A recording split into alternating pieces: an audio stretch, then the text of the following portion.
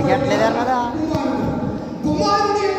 ఆ మైక్ ఎట్లేదా నేను పాడేస్తున్నాను నిద్రమోహం పెట్టేనా ఎప్పుడైతే ఒకప్పుడు తండ్రి యొక్క నల్లి అడిగింది తండ్రితో కలిసి ఆరాధన చేసేవాడు. మైక్ పెట్టు తండ్రితో కలిసి తండ్రి పనివారితో కలిసి అతను చక్కగా ఉంటున్నటువంటి పరిస్థితుల్లో ఆస్తిలో భాగమని అడిగి ఆస్తిని తీసుకుని దూరదేశానికి వెళ్ళిపోయాడు. పాత నిబంధన వాక్య భాగము యెషయా గ్రంథము 12వ అధ్యాయంలో ఇశ్రాయేలు ప్రజలకు ప్రియులారా నిరీక్షణ అనేది లేదు, ఆదరణ కోల్పోయారు. ఎందుకంటే దేవుడు వారి మీద కోపపడ్డాడట. దేవుడు వారి మీద కోపగించుకున్నాడు. ఎందుకనగా వారు నీళ్లు నిలువలేని తొట్టెలను తమ కొరకు వారు ఉపయోగించారు. ఆ కారణం చేత దేవుడికి వారి మీద కోపం వచ్చింది.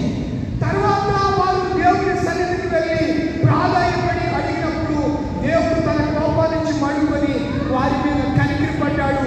ఆ సందర్భంలో కనికరి పడినటువంటి దేవుడు వారిని హక్కుని చేసుకుని ఆదరించాడని యెషయా గ్రంథము 12వ అధ్యాయము 2వ వచనంలో ఈ నాటి భాగాన్ని మనం చదువుకున్నాము. 3వ భాగాన్ని మనం పరిశీలన చేస్తే అపోస్తలుల కార్యక్రమంలో అపోస్తలుడైనటువంటి ఈ పౌలు గారిలో ఉన్నటువంటి లూకా గారు రాసిన అపోస్తలుల కార్యక్రమంలో అపోస్తలులు చేసిన ఒక అద్భుత కార్యాల గురించి అక్కడ వివరించడం అనేది మనం చూస్తూ ఉన్నాం. పగలు ఇంచుమించు 3 గంటలు ఆ సమయం వేళ పేతురు యోహానులు సొలొమోను దేవాలయంలో, దానికి శృంగారపు దేవాలయం అని పేరు పెట్టారు. ఆ దేవాలయంలో సొలొమోను మండపము అనేది ఉంది. మండపాలు 5 ఉన్నాయి. అవన్నీ చెప్పడానికి ఇప్పుడు సమయం కాదు.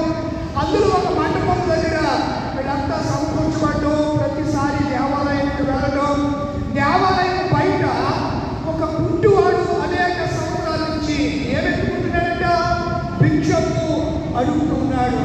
చాలా మంది మన ఇంటికి వచ్చి అడుగుతూ ఉంటారు, భవతి భిక్షాందేహి, అమ్మ కొంచెం ఏమైనా ఉంటే ధర్మం చెయ్యి. భవతి భిక్షాందేహి, భగవంతుడు స్వరూపులు మీరు భగవంతుడు లాంటి వారు, మీరు దేవుడి వంటి వారు. నా యొక్క కనికరపడి మీ ఇంటిలో ఏదైనా ఉంటే నాకు తినడానికి పెట్టండి, ఆహారంతో నేను అలమటించిపోతున్నానని చెప్పి బిగ్గర్స్ వచ్చి కొన్నిసార్లు అడుగుతూ ఉంటారు. ఇప్పుడు అడుగునే పద్ధతే మారిపోయింది, అడిగే పద్ధతే మారిపోయింది. అడుగునే వాళ్ళు కూడా గచ్చాలు అడుగుతున్నారు. స్నేహితుడి మిషన్లు కూడా వాళ్ళు ఉపయోగిస్తున్నారు. క్రెడిట్ కార్డులు ఉంటే స్లైడ్ మిషన్ పట్టుకొచ్చి ఒకవేళ మీరు 10 వేయాలనుకుంటున్నారా మీరు దీంట్లో స్లైడ్ ఇచ్చేసి ఆ డబ్బులు నాకు పే చేయమని అడుగుతున్నారు. మీరు చూడండి ఎప్పుడు అలాంటి పరిస్థితులు. అంటే చూడండి ఎంత వ్యత్యాసం. ఒకప్పుడు ఇళ్ళకి వచ్చి బట్టలు అడుగుతుండేవారు. మగటేసుకోవాలని లేదా ఏడాద వాళ్ళు 30 రోజులు అంటారు కదా, వాళ్ళు వచ్చి అడుగుతుంటారు, అమ్మ చీరలు ఏమైనా ఇవ్వండి. ఇప్పుడు బట్టలు ఇస్తే ఎవరు ఇచ్చుకుంటున్నారా? ఎవరు ఇచ్చుకుంటున్నారా? ఎవరు ఇచ్చుకోవాలా? ఏం కావాలి? మనీ కావాలి, డబ్బు కావాలంటే మనీ అంతే తప్ప బట్టలు ఎవరు ఇప్పుడు అడగట్లేదు. ఇది వరకు ఆ ఎగ్గిరెడ్డి వాళ్ళు వచ్చి అడిగేవారు. అడిగితే ఇంట్లో ఉన్నట్టు బట్టలు పడేయకుండా ఇప్పుడు అందుచేతనే చెత్త విపరీతంగా పెరిగిపోయింది. అవన్నీ ఆ బట్టలు ఆ గుడ్లన్నీ బట్టలు బయట పడేస్తున్నాం. విపరీతంగా పొల్యూషన్ కూడా ఎక్కువైపోతుంది. ఎన్ని వాటి చెప్తున్నా నీకు అర్థమవుతుంది. మనము ఇలా ఆలోచన చేస్తే వాడు శృంగార దేవాలయం దగ్గర అనేక సంవత్సరాలు చేయబడుకుంటున్నాడు, భిక్షపడుకుంటున్నాడు. అయితే అతను భిక్షపడుకోవడానికి అతను ఫిజికల్గా హ్యాండిక్యాప్. అయితే వికలాంగుడు ఎక్కడికి వెళ్ళకూడదు చెప్పండిరా? ఎక్కడికి వెళ్ళకూడదు? దేవుడి మందిరంలోనికి బయటే ఉండాలి. అది బైబిల్లో ఉందా? ఉంది. ఎందుకుండదు? బైబిల్లో ఉంటాయి. ఉన్న మాటలే దేవుడు రాయిస్తారు. అందుకే బైబిల్ అద్భుతమైన గ్రంథం. లేవీకాండము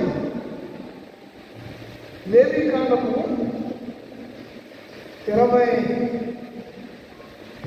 అధ్యాయం 16వ వచనం చదవండి ఒకసారి. చదివితే నేను చెప్పి మీకు అర్థమవుతుంది. మరియు మోషేకు యెహోవా ఇలాగ సెలవిచ్చాను. ఎవరితో చెప్పాలి? యాజకుడైన అహరోనుతో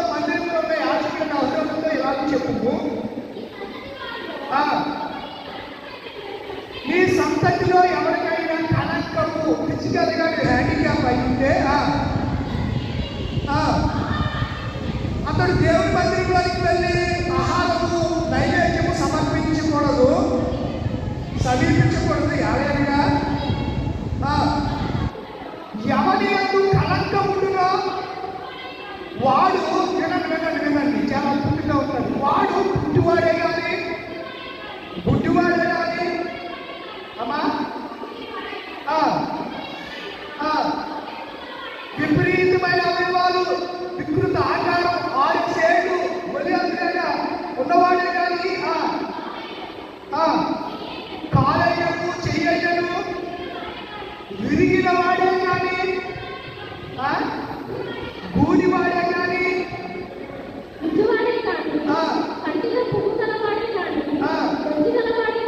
గచ్చిగలవాడే కానీ వృషభములు అవయవాలు కలిగిన వాడే కానీ ఎక్కడికి వెళ్ళకూడదు, దేవుడి మందిరానికి వెళ్ళకూడదు. వాడు ఎక్కడ ఉండాలి? ఆలయం పైకే ఉండాలి. ఎక్కడికి వెళ్ళకూడదు? దేవుడి మందిరం. ఎలాంటి వాడు? పుట్టివాడికి వెళ్ళకూడదు. అందుకే యేసుప్రభు వారు అనేక మంది పుట్టివారిని ఆయన బాగు చేశారు. గుడ్డివారికి ఆయన ఏమిచ్చాడు? చూపించాడు. మీరందరూ ఒకప్పుడు మందిరము వెలుపలే ఉండాలి, మందిరము లోపలికి వెళ్ళడానికి వీరికి యోగ్యత లేదు, అర్హత లేదు, వీరు అపవిత్రులు. ఆ దినాల్లో వాళ్ళు కూడా ట్రాన్స్జెండర్స్, వారు కూడా వెళ్ళడానికి వీల్లేదు. గుండు సమాజంలో ఉండడానికి వీల్లేదు. ఇలాంటి పరిస్థితుల్లో యేసు ప్రభువారి లోకంలోనికి ఆయన వచ్చిన తర్వాత ఈ పాపులందరినీ, ఇలాంటి వారిని అందరినీ కూడా ఆయన అప్పుడు చేర్చుకుని స్వస్థతపరిచాడు. మీకు అర్థమవడం కోసం ఒక మాట నేను చదివిస్తాను, చూడండి. లూకా సువార్త 15వ అధ్యాయము 1వ వచనం నుంచి. ఒకప్పుడు సుంకరులను పాపులను ఆయన బోధ వినుటకు ఎక్కడికి వస్తున్నారంట? ఏ వినడానికి? బోధ వింటారు. మరి మందిరానికి ఎందుకు రావాలి? యేసయ్య దగ్గరికి ఎందుకు వెళ్ళాలి? ఆయా మీటింగులు, సువార్త మీటింగులకు ఎందుకు వెళ్ళాలంటే వేదికను చూడడానికి కాదు,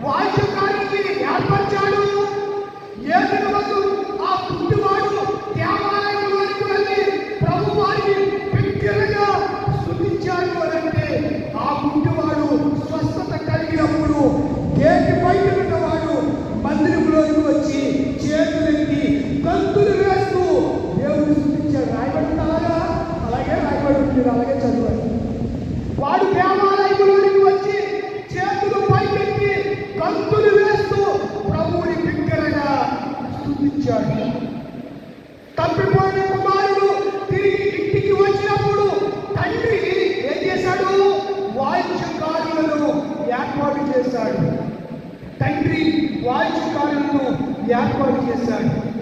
అలాగే ఇశ్రాయేలు ప్రజలు యెషయా గ్రంథం మనం చూస్తే చెరలో నుంచి వారిని విడిపించినప్పుడు ఆ దినమందు మీరు ఇలా స్తుతి చేస్తారు, ఆ దినమందు మీరు ఇలా నన్ను ఆరాధిస్తారు, ఆ దినమందు మీరు ఇలా నన్ను గణపరుస్తారు. నాకు ఈ నెలలో అన్ని దేవుడు అద్భుతాలే, బిడ్డల వల్ల విపరీతమైన అద్భుతమైన సంతోషం. మేము ఈ భీమాను ఇక్కడికి రావడానికి ఇంచుమించు మా దాస్యానికి భారతదేశం 18 సంవత్సరాల నుంచి అక్కడి నుంచే వచ్చేవాడిని. వాళ్ళ ఊళ్ళో 12 సంవత్సరాలు చేసినప్పుడు కూడా వాళ్ళు వచ్చాడని నేను చెప్తున్నారు. అక్కడి నుంచి వచ్చేటప్పుడు కూడా రాత్రి 12కి కూడా రాత్రి 12 ఇలా 2 అయితే ఒకసారి 2 వరకు పెద్ద ప్రార్థనలే. ఎవరింటికి వెళ్ళి బాధ కనబట్టే ఆ పరిస్థితి, ఎవరింటికి వెళ్ళేవాడు కానీ అప్పుడే అప్పుడు 12, 2 దాకా ప్రార్థన పూటాలే, 10-15 పూటాలు ఇంటికి పెట్టడం. ఎందుకు విషయానికి సంవత్సరం ఈ నెలలో మొదటి మీకు కూడా నేను వాగ్దాన సందేశంలో మేము మొదటి ఆదివారం చెప్తూ ఈ నెలలో దేవుడు గొప్ప అద్భుతాలు మీ కుటుంబాల్లో చేస్తున్నాడు అంటే మీ జీవితంలో జరిగించలేదు కానీ మా ఇంట్లో జరిగాయి. మా అబ్బాయికి జేఈ అడ్వాన్స్లో ఆల్ ఇండియా 6వ ర్యాంక్ వచ్చింది. బట్ ఇప్పుడు ఢిల్లీలో కానీ గోరఖ్పూర్, మద్రాస్ ఐఐటి, బాంబే ఐఐటి ఎక్కడో చోట వాడికి సీట్ వస్తుంది. అది మనకి మళ్ళీ చదవాలంటే ఇంచుమించు 20-30 లక్షలు వస్తుంది ఆ కోర్సు చదవాలంటే. తర్వాత ఎంసెట్లో కూడా 6,000 ర్యాంక్ వచ్చిందండి. ఎంసెట్లో కూడా 6,000 ర్యాంకు వచ్చాయి. ఎందుకు ఈ విషయాలు చెప్తున్నానంటే మనము దేవుని మీద ఆధారపడుతున్నప్పుడు దేవుడు కొంచెం ఆలస్యమైన కార్యాలు తప్పకుండా చేస్తాడు. అందులో ఏదో సందేహం లేదు. డబ్బులు వాళ్ళందరూ ఒకసారి ఆమె చెప్పండి. ఆమె ఆలస్యమైన మన బిడ్డల్లో మన ఇంట్లో కొంత ఆలస్యం వస్తుంది. మా బాబు ఆ స్థాయికి వెళ్ళడానికి నేను ఇంచుమించు 3 సంవత్సరాలు ప్రయాసపడ్డాను. నేను నా భార్య వాటి వరకు భీమవరమే రావాల్సి వచ్చింది. భీమవరమే వచ్చి ఒక అద్దెంలో నివాసం ఉండి వాడిని చదివించే చాలా ఇబ్బందులు పడ్డాం. ఒక ప్రక్క ఇంటి దగ్గర వ్యవసాయం, గేదెలు, పశువులు ఉన్నాయి, తమ్ముళ్ళేడు, ఇదంతా చూసుకోవాల్సిన బాధ్యత నాదే. మనుషులు పెట్టాం, వాడు టయానికి వెళ్ళి కంతం తీయడు, టయానికి మందు కొట్టడు. ఎలా అంటే వెళ్ళి చూసి వచ్చానంటాడు, ఈ రోజు చేరు బాగా పైకి వచ్చేస్తాడు. ఎలా అంటే పొడతగి పైకి వచ్చేస్తుంది. ఇలాంటి తెగులు ఇలా చాలా సఫర్ అయిపోయాను, చాలా ఇబ్బంది పడ్డాను, చాలా స్ట్రగుల్ పడ్డాను. అయితే ఇప్పుడు నాకు కొంచెం ఊరికే మరలా కొన్నదాంట్లో ఇంకొకరికి ఎకరించాను. ఇప్పుడు నా చేతిలో ఇద్దరు మనుషులు మన కింద వాడి పని చేసుకున్న తర్వాత ఊరి పనికి మన చేతికి వచ్చి పని చేస్తాడు. ఇబ్బందులు ఇప్పుడు నేను వెళ్ళకపోయినా ఇద్దరు ఉన్నాడు కదా, ఇద్దరులో వాడకపోతే వీడెళ్తాడు, వీడకపోతే వాడెళ్తాడు. ఈరోజు కూడా మనకి ఇద్దరు కుమారుల గురించి రాయబడింది. అంటే సేవ అయినా ఏదైనా సరే ఇద్దరు కలిసి చెయ్యాలి అనేది దేవుడి యొక్క సంకల్పం. ఒంటిగాడు ఏమి చేయలేడు పిల్లగా. భర్తకు భార్య సహకారిగా ఉండాలి, భర్తకు భార్య చక్కని సహాయం అందించాలి. ఇలా ఉండకపోతే దేవుడు ఏర్పాటు చేసే సంగతిని కూడా నేను జ్ఞాపకం చేస్తూ ఉన్నాను. మనము పరిశుద్ధ గ్రంథంలో ఇలాంటి విషయాలు మనం జ్ఞాపకం చేస్తున్నప్పుడు దేవుడు కొంత ఆలస్యమైన దేవుడు మన జీవితాల్లో కొన్ని కార్యాలు చేస్తూ ఉంటాడు. అంతమాత్రమే కాకుండా నేను ఈ వాటిలో ఇంకో మంచి పని చేశాను. మా చిన్నబ్బాయి కూడా బాగా చదువుతాడు. వాడు మాది సాగిపడి కదా, పక్కన ఇంగ్లీష్ మీడియం స్కూల్ ఉంది. వాడిని ఆ స్కూల్లో వేశాను. ఇక్కడ మా ఊళ్ళో ఇంగ్లీష్ మీడియం స్కూల్ లేదు. ఆ స్కూల్లో వాడిని వేశాను. అది బాగా చదువుతాడు కదా. ఆ టీసీ ఇవ్వడానికి ఇలా చదువుకొని తీసుకెళ్ళిపోతే ఎలాగైనా ఏం చెప్తారు, సీట్లు టీసీ ఇవ్వడానికి కొంచెం ఇబ్బంది పెట్టాడు. సరాలుగా ఉన్నట్టుగా నేను విన్నాక మరి ఏమనుకుంటే తెలీదు, ఒక దైవజనుడు ఇక్కడ గతంలో అత్తిలి ప్యారిష్లో, అత్తిలి టౌన్ చర్చ్లో ఆయన డెలిగేట్గా పనిచేశాడు. మాస్టర్ ఆయన ఇది హెచ్ఎంలో వచ్చాడు. కేశవరం ఫిఫ్త్ క్లాస్ నుంచి 10th క్లాస్ వరకు ఉన్నటువంటి హెచ్ఎం గారు ఆయన హెచ్ఎంలో వచ్చారు. ఆయన గురించి నాకు చెప్తే ఫోన్ చేసి సార్ ఇది పరిస్థితి అంటే మీకు ఎందుకంటే శాఖగా నేను ఉన్నాను కదా, మీరు దయచేసి మీకు ఇవ్వకపోతే అవకాశం మీ అబ్బాయి నుంచి అప్లికేషన్ రాసేమనుంది, సోమవారం సెలవు, మంగళవారం నుంచి. దేవుడు మన స్ట్రగుల్స్ని మన ఇబ్బందుల్లో ఎవరిలో కలిగి దేవుడు సిద్ధపరుస్తూ ఉంటాడు, ఏర్పాటు చేస్తూ ఉంటాడు. దేవుడు అలాగే బయటపడుతుంది కాక ఆమె ప్రియుల ఎందుకు విషయాలు ఏదో నేను నా గొప్ప కోరుకొని కాదు, మీరు కూడా ఆత్మలో సేవకుడి జీవితంలో కుటుంబంలో దేవుడు మీరు చేసినప్పుడు ఈ కార్యాలు చేసినప్పుడు నా కుటుంబంలో ఎందుకు ఆయన చేస్తారనే మీ విశ్వాసంలో బలపడతారనే ఈ మాట అంతేగాని ఎస్టీ కొట్టుకోవడం కాదు, నా సొంత డబ్బాలు మీకు వినిపించడానికి. కొంతమంది అలా చెప్తారు, కానీ నేను కాలానుగుణంగా సమయానుభవంగానే కొన్ని సంగతులు మీకు చెప్పదలుస్తూ ఉంటారు. కనుక ప్రియమైన దేవుని పిల్లలారా మనం ఆలోచన చేస్తే ఇశ్రాయేలు ప్రజలు చెరలో నుంచి వచ్చినప్పుడు వారిని ఆదరిస్తే వారు దేవుని స్తుతించారు. ఒక పుట్టివాడు పేతురు యోహానును చూసి తేరు చూస్తున్నాడు. అందరిలాగానే ఏదో ఒక రూపాయో పాపాయో వేస్తాడని చూస్తూ ఉంటే పేతురు యోహాను అంటారు, ఒరే బాబు వెండి బంగారములు అందుకే మొమ్మూరి యాదశయ్య గారు అంటారు, వెండి పసిడి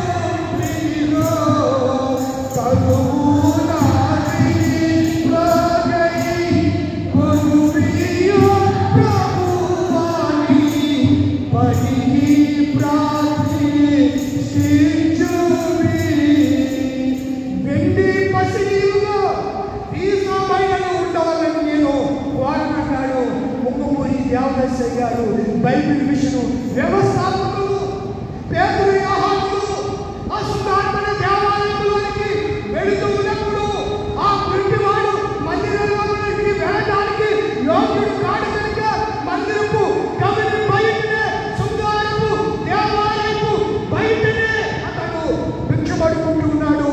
పగలు 3 గంటలకు పేతురు యోహానులు దేవాలయానికి వెళ్తున్నారు. వారు వస్త్రదాన్ని చూసి ఏమైనా దొరుకుతుందేమని తేరు చూస్తే వీళ్ళు వాడిని తేరు చూస్తున్నారు. వాడేదో దొరుకుతాదని తేరు చూస్తూ ఉంటే పేతురు యోహానులు పుట్టివాడి వైపు తేరు చూస్తున్నారు. తేరు చూస్తున్నారు, వెండి బంగారములు మా యొక్క వెండి సిల్వర్ గోల్డ్ మాలగిరిలే, కానీ మాకు కలిగిదే నీకు ఇస్తాం. నజరేయుడైన యేసుక్రీస్తు నామమున లేవమని చెప్పి తన కుడి చేతిని అందించి చెయ్యి పట్టుకుని అతడు లేపాడు. లేపగానే అతడు గంతులు వేస్తూ అప్పటి వరకు మందిరపు బయట ఉన్నటువంటి వ్యక్తి ఎప్పుడైతే స్వస్థత పొందాడో అతని కాళ్ళు బలపడ్డాయో వెంటనే ఎక్కడికి వచ్చేసి చెప్పండి, దేవుడి మందిరంలోకి వచ్చి గంతులు వేస్తున్నాడు. ప్రజలకు ఏమి అర్థం కాలేదు, మీకు కూడా కొన్నిసార్లు మనకు కూడా అర్థం కాదు. ఏమి జరుగుతుందో గ్రహించే లోపే దేవుడు చేసే కార్యాలు జరిగించేస్తూ ఉంటాడు. ఏమిటి అవుతారా? ఈ సమస్యకి పరిష్కారం దొరుకుతారా? ఈ సమస్య నుంచి నాకు విడుదల, ఈ మొండి బాకీలు, ఈ పరిస్థితులు ఈ తీరుతాయా? ఏంటి ఈ పరిస్థితి? నా భర్త తాగుడు మాట్లాడా? ఒక దినాన దేవుడు అద్భుతంగా కార్యాలు చేస్తాడు. ఎలా చేస్తారో నీకు అర్థం కాదు, కానీ చేయటం మాత్రం సత్యం. ఏదో దినాన్ని దేవుడు చేస్తాడు. చెయ్యక మాట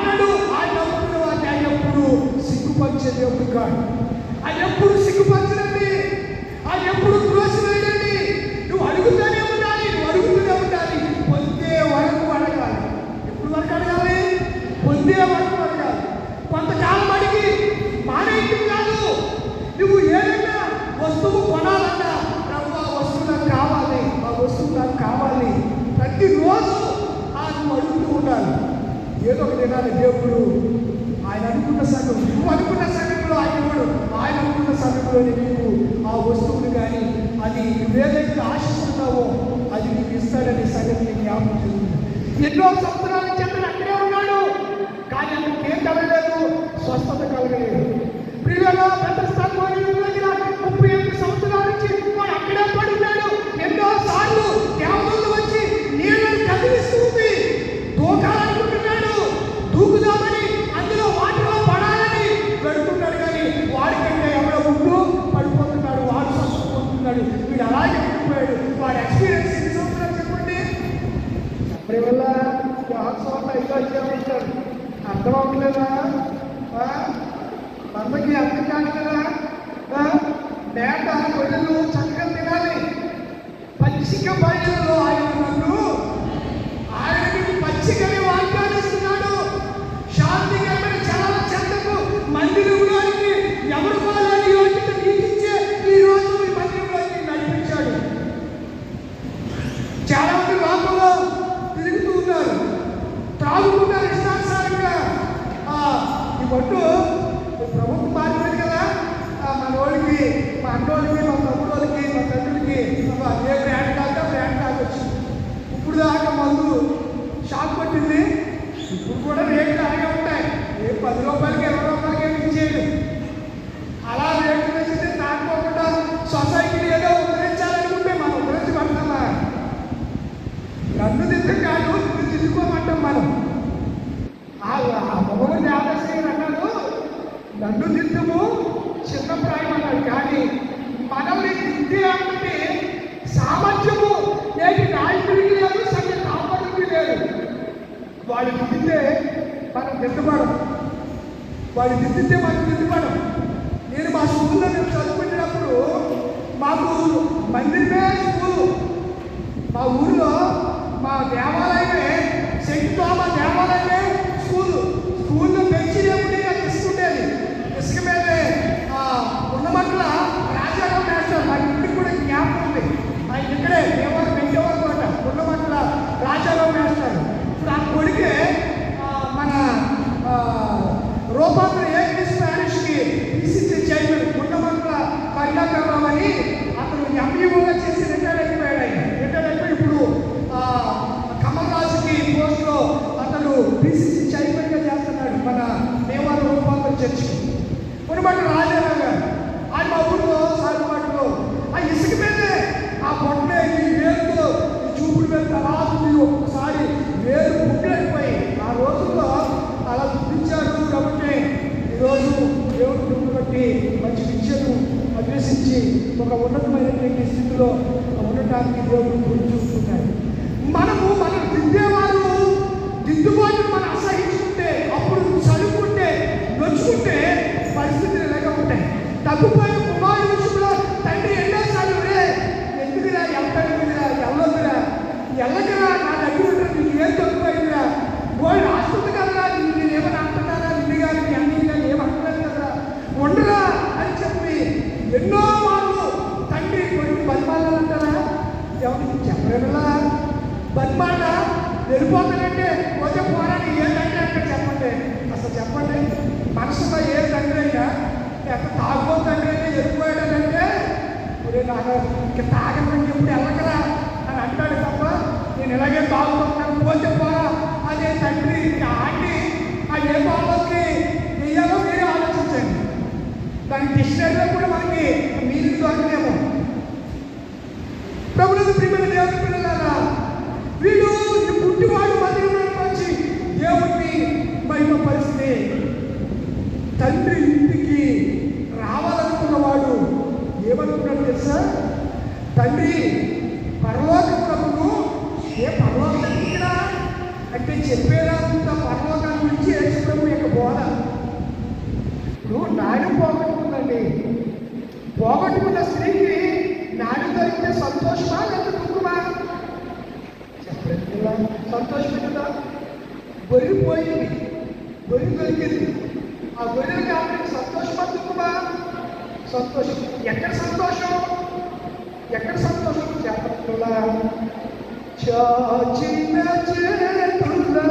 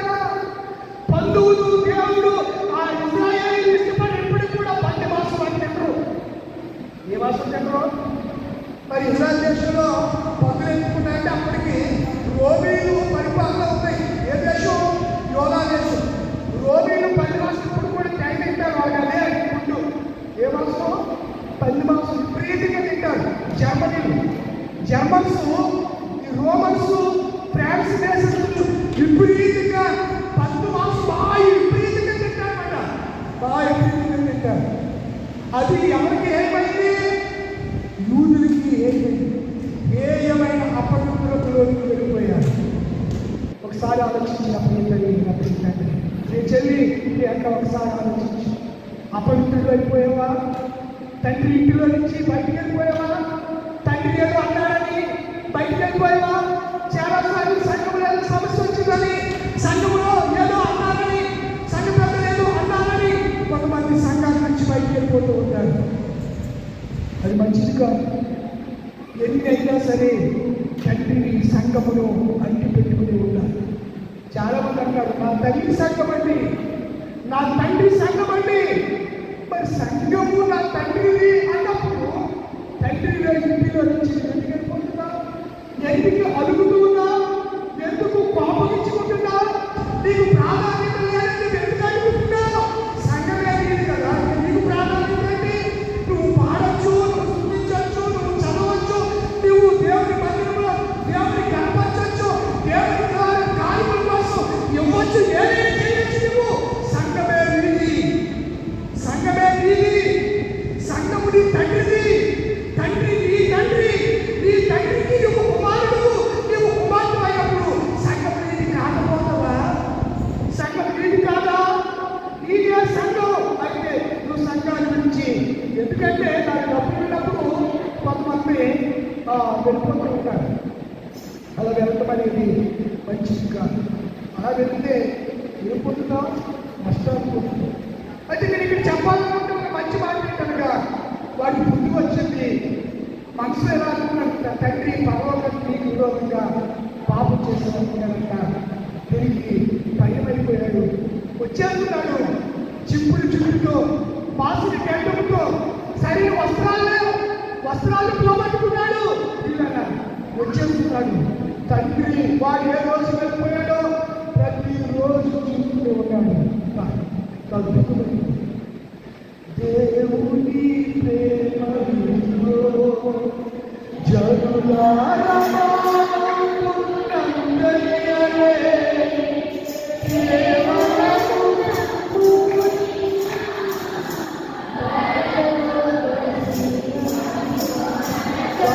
దేవుని ప్రేమ ఎలాంటిదంటే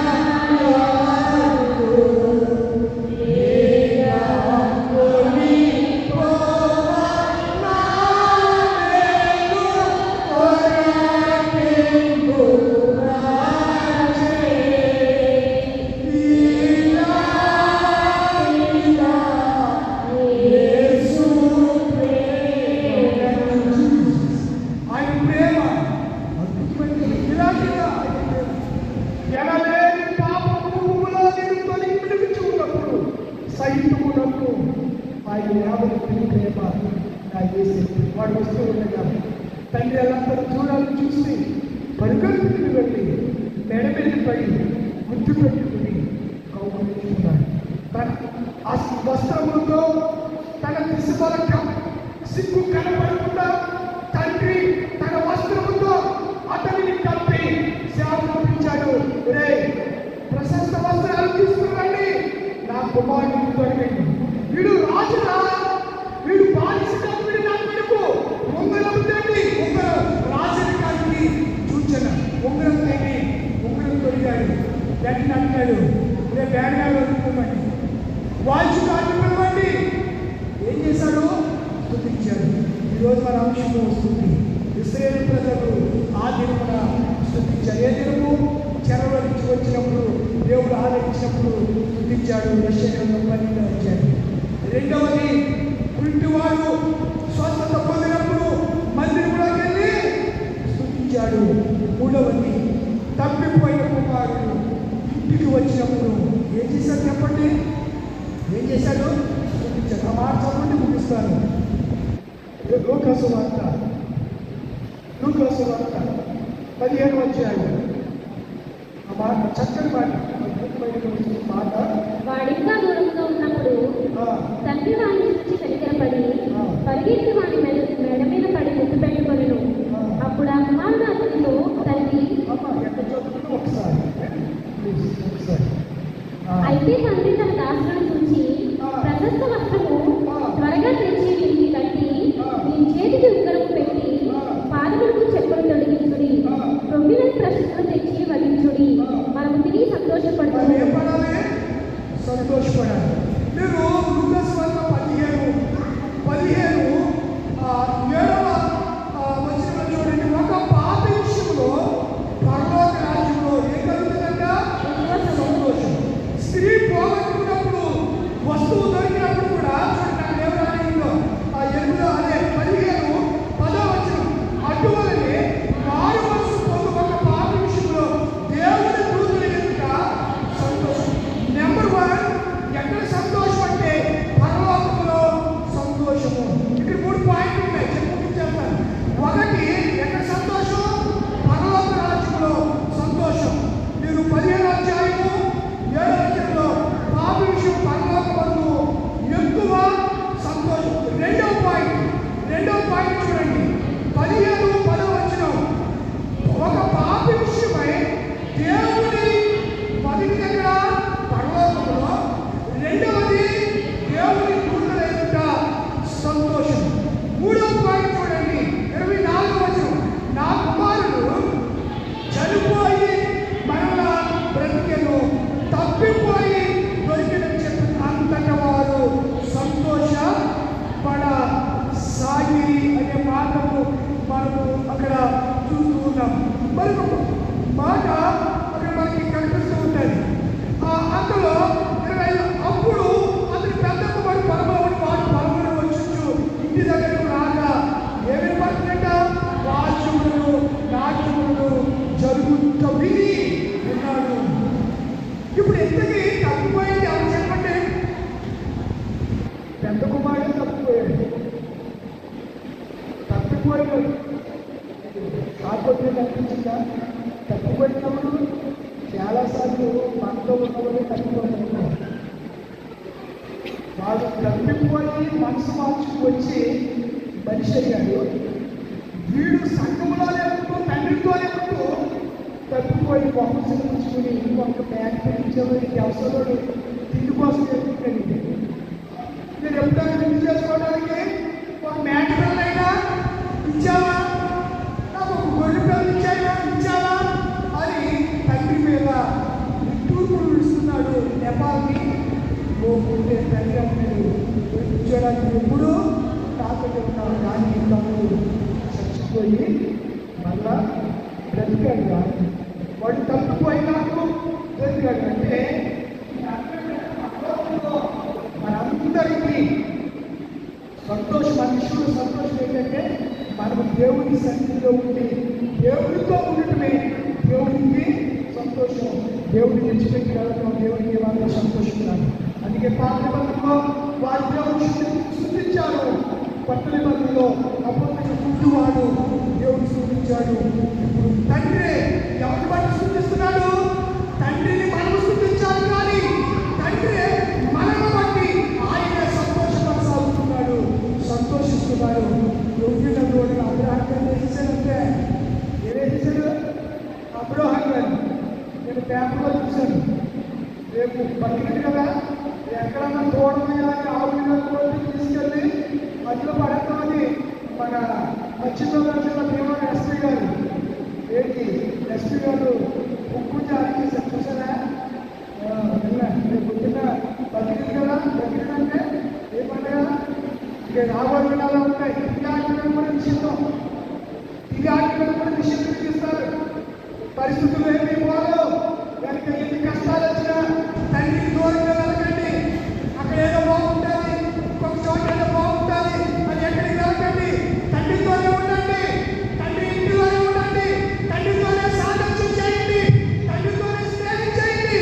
ఒక్కొక్క దినాన దేవుడు అద్భుతమైన కార్యాలు మీ జీవితంలో జరిగించుగాక. ఆమె లేచినమంటారా?